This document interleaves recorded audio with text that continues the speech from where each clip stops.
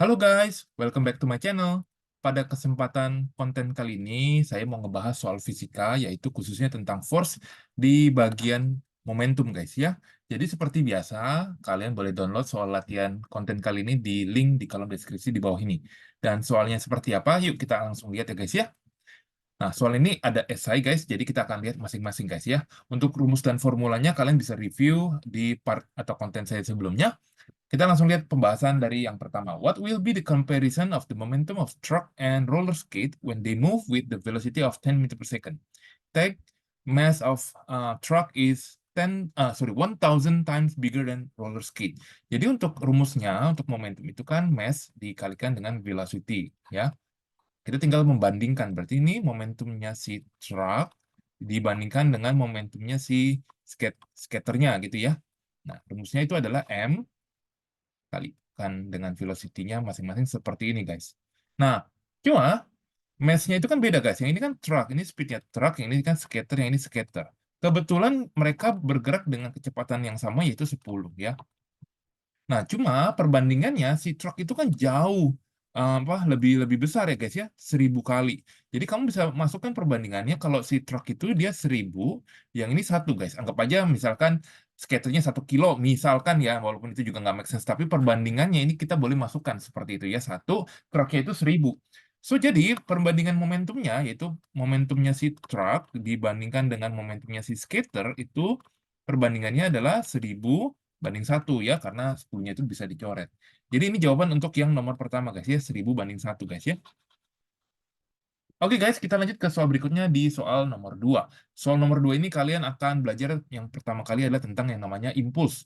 Nah, kita lihat terlebih dahulu guys ya soal ceritanya. Jerome play ini main apa kayak rugby atau football seperti itu ya. He delivered a hit to North 82 kg running back, changing his eastward velocity 5,6 into westward. Nah, pertama-tama kamu harus ingat guys, ya, kalau ini north, ya, ini saya south, west, dan east. Dan velocity itu dia kan karena vektor dia harus ada arahnya. Jadi karena di sini saya anggap yang eastward itu dia positif ya guys ya. Sedangkan westward dia arahnya ke kiri, berarti dia negatif. Nanti dikasih tanda. Jadi untuk yang A, initial momentumnya kamu ambil ya guys ya, ini initial momentum M kali V. Nah, ini inisialnya itu M-nya itu tadi 82, nah V-nya itu 56. Sorry, 5,6 positif guys ya. Jadi inisial momentumnya di sini saya dapetin sekitar 459,2 kg meter per second. Bagaimana untuk momentum yang akhir ya, final momentumnya? Ini rumusnya sama, cuma bedanya apa guys? Cuma bedanya ini masih sama. Nah, velocity-nya karena ini 2,5 dan dia arahnya kebalik guys, negatif kamu kasih ya. Kalau kamu nggak kasih negatif malah jadi salah. Ingat ya, ini soal jebakan. Nah, ini saya hitung pakai kalkulator guys, saya dapetin hasilnya sekian guys ya. Nah, jadi kamu harus hati-hati guys ya ketemu soal-soal seperti ini. Nah, kalau kamu banyak-banyak latihan pasti bisa guys ya. Jadi kalau ada final momentum, velocity-nya tuh dilihat guys ya arahnya, dia plus atau minus gitu. Ya. Kalau berbalik arah, udah westward itu minus guys ya. Nah, bagaimana untuk momentum change? Momentum change itu berarti simbolnya seperti ini, yaitu P final dikurangi P initial. Ya, ini selalu seperti ini guys ya. Jadi finalnya itu kan min 205 dikurangi 459,2. Jadi changing momentumnya itu adalah berapa guys? Min 664,2 kg meter per second. Untuk D, ini juga sama guys. Jadi ini itu disebut yang namanya impuls guys ya. Jadi impuls itu nama lainnya adalah changing momentum. Ya, ini nilainya sama guys ya. Itu definisi lainnya, others definition. Nah, oke guys. Di soal-soal berikutnya, kalian akan belajar nanti rumus bagaimana hubungan impuls ini kaitannya dengan force, guys ya. Saya akan beritahu rumusnya seperti ini, guys ya. Jadi impuls itu kalau dibagikan dengan contact time, itu akan menghasilkan dengan force. Berapa gaya yang dihasilkan, guys ya. Nah, ini saya kasih contoh. Ini nggak ditanya di soalnya ya. Tapi misalkan si Jerome ini contact time-nya misalkan 2 second. Ya, misalkan ya, berapa force-nya seperti itu. Jadi force-nya itu, nah ini tadi ya, kamu masukin, contact time-nya 2 misalkan. Jadi ini min 332,1 Newton. Ya, jadi dia itu tabrakan dengan musuhnya itu sekitar 333 Newton. Kurang lebih seperti itu, guys ya. Ini contoh aja. Jadi bagaimana cara menggunakan rumusnya. Oke guys, kita lanjut ya ke soal berikutnya, nomor 3. Nomor 3 ini barulah kalian menggunakan rumus yang tadi saya kasih tahu guys ya. Jadi ini si Logan ini dia tuh layup tapi dia tuh jatuh guys, terus dia nabrak dinding. Tapi untung dindingnya itu ada padded. Padded itu kayak yang busa lembut-lembut gitu loh. Nah, yang ditanya itu determine force acting. Nah, pertama kita harus cari momentumnya guys ya. Jadi momentum mula-mulanya kita lihat dia mass-nya berapa? 74. Speed-nya itu 7,6 guys ya. Jadi di sini saya hitung sekitar 562,4 kg meter per second. Nah, itu yang inisial. Bagaimana dengan final? Yang final itu 0 guys. Kenapa? Karena 74 ini dikali 0 karena dia to zero tuh ya.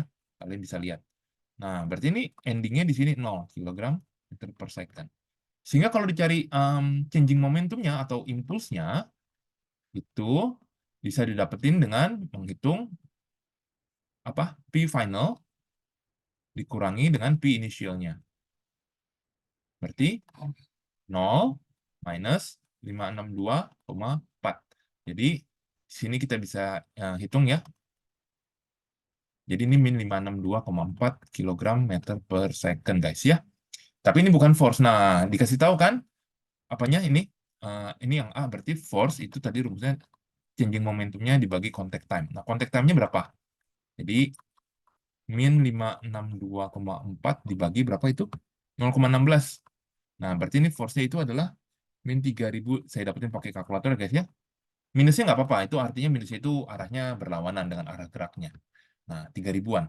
Sekarang bayangin, kalau logannya itu jatuhnya itu nggak ada di, maksudnya temboknya itu nggak ada busa-busa safety-nya. Dia benar-benar tembok aja polos gitu. Apa efeknya? Efeknya ternyata contact time-nya itu lebih kecil. Nah, kalau kamu perhatikan, kenapa bisa tentu kamu pernah nggak ngerasain jatuh gitu langsung kena tembok atau apa pasti atau kejedot tembok jalannya nggak hati-hati itu pasti sakit sekali. Kenapa? Karena force yang dihasilkan itu besar. Ini akibat karena contact time-nya itu sangat kecil guys. Nah ini kalau kamu perhatikan change contact time-nya itu 0,008. Jadi force yang di sini saya hitung sekitar 70 ribuan guys.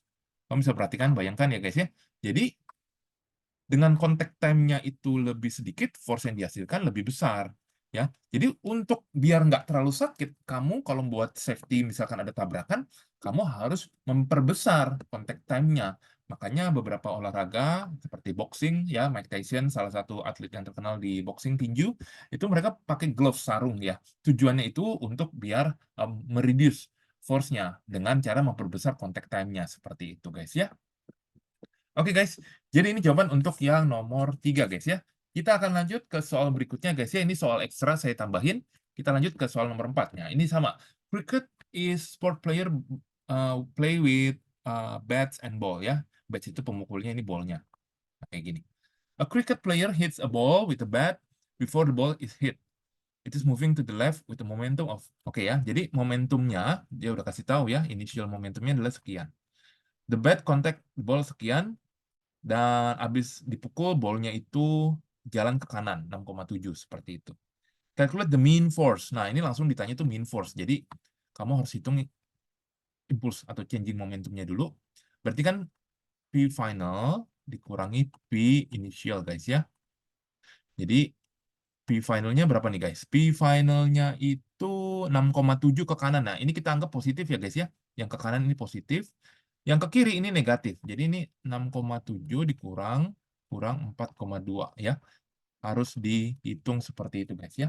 Jadi ini 6,7 tambah 4,2. 10,9 kg meter per second. Nah, force-nya itu tadi ya pakai rumus yang ini dibagi contact time, berarti ini 10,9 dibagi contact time-nya itu 0,012. Bagi 0,012 pakai kalkulator aja saya dapetin nilainya sekitar 908,33 Newton. Nah, direction-nya ini karena positif berarti harusnya jawabannya yang positif guys. Yang tadi kita anggap positif kan yang arah kanan. Berarti kamu bisa tulis di sini ya 908,33 Newton. Arahnya kamu boleh tulis right. Seperti itu. Nah, itu yang A. A yang pertama maksudnya ya. Bagaimana dengan jawaban yang B, yang A kedua maksudnya, sorry. Set the magnitude and the direction, the mean force, the ball exert on the bat. Nah, ini jadi sebenarnya menggunakan konsep hukum ketiga Newton, guys. Hukum ketiga Newton itu bilang every action, setiap aksi ada reaction tapi arahnya itu berlawanan guys. Besarnya sama tapi dia berlawanan ya guys ya. Jadi ini sebenarnya nilainya juga sama 908,33 tapi arahnya tuh ke kiri guys. Nah, ini ya. Jadi ke arah kiri guys. Ya. Jadi menggunakan hukum Newton. Ya guys ya. Bagaimana dengan yang B? The cricket player wears padded. Nah, ini ya.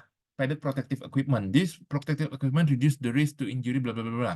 Explain how this protective, bagaimana bisa mengurangi injury ya. Kita tahu kan memang nggak tubrukan secara langsung, nggak kena bolanya, tapi use ideas about momentum. Nah, ini tadi ya guys ya. Jadi kamu bisa bilang protective equipment will increase nih ya, contact time when ball hit, misalkan ya amit-amit kena ya player gitu ya, due soft, misalkan soft surface ya kan guys. Nah, therefore force will apa? Saya bilang decrease ya guys ya, decrease. Nah, kayak begitu guys. Oops, sorry ya. Jadi intinya protective equipment itu akan memperbesar contact time-nya ya. Kamu ingat rumusnya yang ini tadi ya. F itu change in momentum atau impulse dibagi contact time-nya. Jadi kalau contact time-nya makin besar, ini contact time-nya makin besar, increase, maka force will decrease. Karena dia berbanding terbalik seperti itu guys ya. Jadi ini jawaban untuk kasus yang nomor 4 guys ya. Kita lanjut ke soal berikutnya, di soal terakhir di konten kali ini, guys. Nah, ini guys, soal nomor 5, guys ya. The photograph, ini juga soal ekstra ya, shows a hammer just before it hits a nail ya. Jadi dipaku ya, tok tok tok tok gitu ya. Nah, state the relation, ini apa ini? Between momentum, mass, and velocity. Oke, ini cuma rumusnya doang. Untuk number one, itu saya tulis di sini aja ya, karena rumusnya cuma begini doang. Ya, simple. Ya, momentum equals mass kali velocity. Nah, calculate momentumnya ya, hitung ya. Saya tulis di sini aja. Jadi mass itu 0,5, velocity-nya itu 3,1. Jadi resultnya di sini 3,1, oke, 1,55 kilogram meter per second. Nah, untuk yang ketiga, the hammer stops quickly when it's hit nail. Nah, calculate the amount of force. Nah, oke, ini berarti harus cari changing momentumnya. Nah, changing momentumnya itu, oh, finalnya ya, kita belum hitung ya. P final berarti 0,5, speednya tuh dia stop, berarti dia 0 ya. Berarti ini finalnya itu dia 0. Jadi changing momentumnya itu adalah 0 kurangi 1,55. Jadi min 1,55. Oops, sorry. Ini soal terakhir ya guys ya. Jadi tetap semangat. Kalau tanya force-nya ya pakai itu tadi ya. Rumusnya yang ini. Kamu tinggal hitung. Min 1,55 dibagi contact time-nya 0,07. Resultnya di sini adalah 1,55 dibagi 0,07. Saya dapetin 22,14 Newton guys ya. Harusnya ada minusnya ya. Minus itu cuma pertanda arahnya aja yang terbalik dengan arah geraknya itu aja. Ya guys ya, jangan terlalu dipusingin. Jadi ini jawaban yang A, untuk nomor A1, A2, A3. Oke, B. As it enters the wood, the nails exert a force on the wood. At the same time, the wood exerts a force on the nail. Explain how these force are related. Nah, ini tadi. Ini kamu bisa menjawab dengan menggunakan penjelasan di hukum Newton, guys ya. Jadi, Newton's law itu state that F action ya, kamu boleh tambahin, itu sama dengan negatif F reaction. Mereka itu akan menghasilkan nilai yang sama, tapi arahnya aja yang berbeda. Ketika dipukul kan, apa, nailsnya itu masuk ke wood kayunya, kayunya itu sebenarnya juga ada reaction balik gitu ke arah nail, tapi arahnya kebalikan seperti itu ya. Kamu boleh explain seperti itu ya. Oke, nah C. Both ends the nail exert pressure when the nail goes into the wood. Explain why the nails exert more pressure on the wood than it does on hammer. Nah, force-nya sama guys, tapi pressure-nya berbeda. Kamu bisa perhatikan dari gambar guys ya. Kamu bisa perhatikan dari gambar. Nah, yang kanan ini, tentu kalau kalian paku, kalian pakunya yang mana guys? Ke kayunya? Bagian A atau bagian B? Jelas bagian B. Kenapa? Yang dipukul itu justru kan yang bagian A. Karena bagian B, kamu kalau ingat ya rumus dari pressure itu force dibagi area guys ya. Dia kan ditanya, why the nail exerts more pressure on the wood? Itu karena walaupun force-nya sama, tapi area di B yang ada di wood-nya ini kan kena di wood. Itu lebih kecil ya.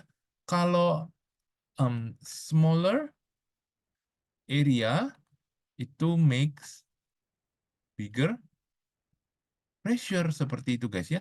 Karena lagi-lagi area sama pressure berbanding terbalik seperti itu.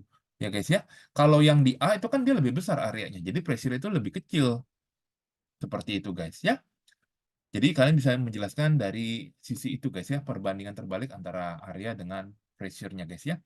Tentu kamu nggak mungkin maku di tembok, tapi yang di temboknya itu bagian A gitu, yang kamu pukul bagian B. Nah itu salah, kebalik. Ya justru yang bagian B yang kita tancepin ke bagian temboknya. Gitu guys ya. Oke guys, demikian konten kali ini pembahasannya tentang momentum guys. Silakan jika ada yang ingin ditanyakan, boleh langsung ditanyakan di WA atau di kolom komentar guys ya. Kita akan ketemu di next video untuk membahas soal yang lain. Terima kasih and bye-bye.